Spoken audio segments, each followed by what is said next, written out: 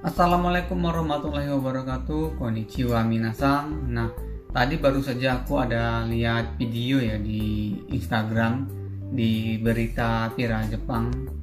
Videonya itu seperti ini.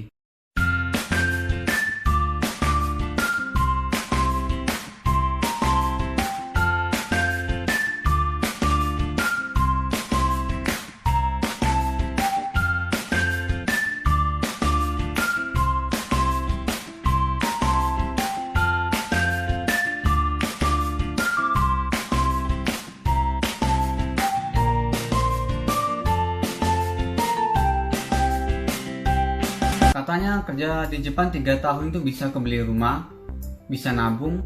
Ternyata 3 tahun itu baru permulaan.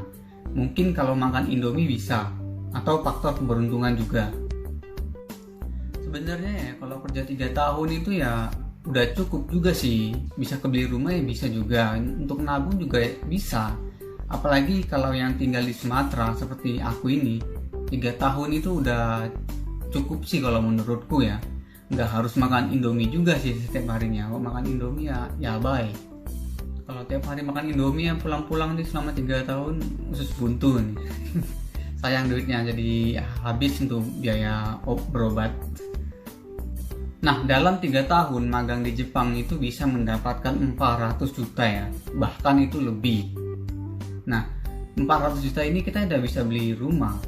Beli atau bikin rumah lah ya. Udah bisa buat usaha juga, dan ada modal tabungan juga ada gitu. Contohnya aja lah, aku tinggal di Sumatera Utara ya. Di Sumatera Utara itu kan tergolong ya nggak mahal-mahal amat dan nggak murah-murah amat lah gitu. Nah, di Sumatera Utara itu 400 juta itu contohnya bangun rumah itu udah 120 atau 150 juta itu udah bisa ya bangun rumah. Tapi rumah-rumah yang sederhana aja, yang nggak usah yang wah-wah kali. Kalau yang wah-wah kali, yang mewah-mewah kali ya uang 400 juta ya nggak cukup gitu. Intinya kebangun aja rumah yang biasa aja, yang ukuran 7 kali 12 gitu. Dah, tadi kepake 150 juta. Ini masih ada sekitar 250 juta lagi. 250 juta ini bisa beli ladang di Sumatera. Ladang itu 1 hektar tuh bisa ada yang 100 sampai 150 per hektar. Nah, itu ladang sawit ya, itu udah panen, udah menghasilkan uang juga. Contoh aja kita belilah 1 hektar aja 150 juta. Baru kepake 300 kan, rumah tadi 150. Ladang tadi 150, baru kepake 300, masih ada 100 lagi. 100 ini kan bisa nabung, bisa untuk usaha juga gitu. Jadi kalau magang di Jepang itu selama 3 tahun kalau menurutku ya cukup aja, bisa aja kebeli rumah, bisa aja untuk usaha, bisa aja gitu. Jadi 3 tahun itu bukan cuma permulaan ya. Kalau menurutku 3 tahun itu ya udah cukup gitu. Jadi di video itu tadi kalau mau kebeli rumah, mau bisa nabung ya harus makan Indomie aja setiap hari selama 3 tahun. Nah itu ya enggak juga sih, enggak harus kayak gitu. Ya kembali lagi seperti yang dibilang dia tadi, faktor keberuntungan juga. Nah itu benar sih, karena ya yang tinggal di Sumatera ya beruntung lah. Nah di sana masih murah, lahan-lahan masih murah gitu. Nah untuk yang nomor 2 ini benar ya, seperti apa yang aku bilang di video sebelumnya. Jarang ada gaji 30 sampai 40 juta, itu jarang. Tapi kalau 30 itu kayaknya ada sih. Itu pun masih kotor ya, belum termasuk potongan-potongan pajak, potongan tempat tinggal, potongan asuransi kesejahteraan, asuransi kesehatan, asuransi tempat tinggal. Banyak lagi lah, itu kira-kira potongan ada sekitar 5 sampai 8 juta gitu. Jadi pun kalau ada yang gaji-gaji segitu, itu udah termasuk lemburnya gila-gilaan lah gitu. Kalau sampai 40 itu ya jarang sih orang dapat segitu. Jarang-jarang. Apalagi untuk bersih itu ya hampir nggak ada lah. Apalagi dengan situasi kurs sekarang itu, nilai mata uang sekarang itu lagi rendah-rendahnya. Jadi untuk video yang nomor 2 ini benar. Nah untuk yang nomor 3 ini benar ya. Namanya kita juga statusnya magang gitu. Bayarannya pasti murah.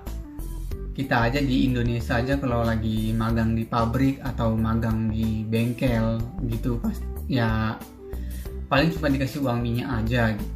Padahal ya nggak dibayar sama sekali. Status magang tuh ya emang gajinya rendah. Nah tapi untuk bonus itu ada ya, apalagi yang magang jalur negeri. Itu positifnya per tahun itu 20 mang atau 20 juta rupiah, kurang lebihnya segitu. Kadang di luar itu pun masih juga ya, ngasih bonus akhir tahun ya, walaupun nggak banyak, tapi ada. Bukan tidak ada bonus ya, kalau ini aku sendiri pun nggak setuju gitu. Karena ya yang magang dari jalur negeri itu ya pasti ada bonusnya. Kan 3 tahun itu kan selama magang kita begitu pulang ke Indonesia kita dikasih uang sebesar 60 mang. Nah itu kan uang bonus kita dalam per tahun dikumpulkan dan diberikan setelah pulang. Nah untuk poin yang ini benar ya, walaupun kita di sini statusnya magang, tapi kalau soal kerjaan itu kita disamakan semua. Jadi orang Jepang itu nggak ada yang berpikiran ini anak magang jadi kerjanya gini-gini, enggak. Jadi kalau orang itu berpikir orang asing datang ke Jepang itu tujuannya untuk kerja. Jadi kalau masalah soal kerjaan itu ya semua harus bisa, semua harus cepat gitu. Jadi kalau masalah kerjaan ya magang sama karyawan aslinya ya disamakan semua. Walaupun gaji anak magang itu ya separuhnya dari mereka gitu. Nah ini benar ya, kalau untuk soal tempat ibadah atau makanan-makanan halal itu ya agak sulit ditemukan di sini. Ya namanya kita di sini ya agama Muslim itu kan agama yang minoritas ya bisa dibilang gitu ya. Tapi ya alhamdulillah di tempat tinggalku ini kalau nyari makanan halal itu ya ada, karena ada masakan Indonesia di sini. Banyak toko-toko atau rumah makan Indonesia yang ada di sini. Dan masjid pun ada di sini, dekat lah. Kira-kira sekitar 10 menit naik sepeda dari sini ada masjid. Jadi kalau untuk beribadah dan tuh nyari makan makanan halal itu di tempatku sini agak lumayan mudah untuk ditemukan gitu. Nah untuk poin terakhir ini poin yang sangat menyayat hati ya, yang menyedihkan bagi para pekerja asing yang bekerja di Jepang. Bukan orang Indonesia aja ya, mungkin dari berbagai negara juga mengalami yang sama.